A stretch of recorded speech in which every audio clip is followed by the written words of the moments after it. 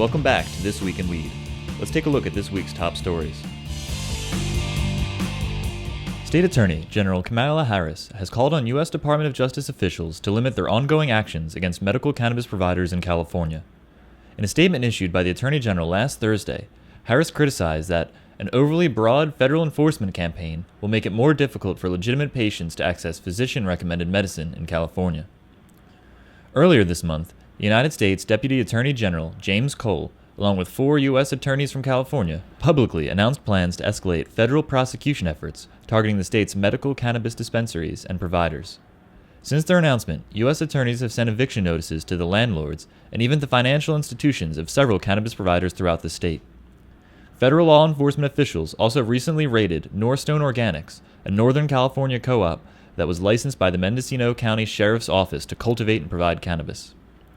Last week, State Senator Mark Lino and Assemblyman Tom Amiano called on the federal prosecutors to cease their senseless assault on medical marijuana operators and those they do business with. I urge the federal government to stand down in its massive attack on medical marijuana dispensaries, Lino said at a news conference. California voters intended that patients should have safe and affordable access to medical marijuana. Both lawmakers have requested meetings, but have yet to meet with Justice Department officials. 7 members of San Francisco Board of Supervisors have also signed onto a non-binding resolution urging the federal government to cease interfering with the enforcement of the state's medical cannabis laws.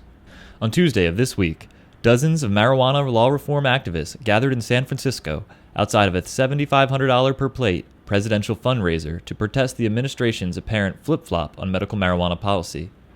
Speaking at the rally, Assemblyman Amiano called the administration's crackdown efforts undemocratic and the worst case of thuggery.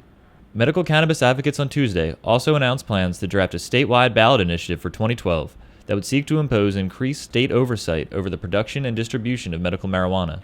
The proposed plan would likely be modeled after legislation enacted in Colorado, where the state has licensed over 1,000 facilities to dispense cannabis to authorized users.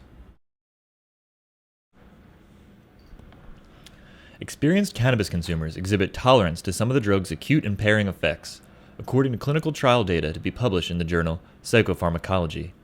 Investigators at Maastricht University in the Netherlands assessed behavioral performance following THC administration in 12 occasional cannabis consumers and 12 experienced cannabis consumers in a double-blind, placebo-controlled crossover trial.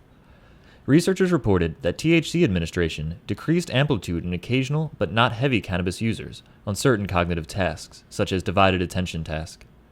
Authors stated that the difference in experienced users' performance compared to the inexperienced consumers was not completely due to behavioral compensation.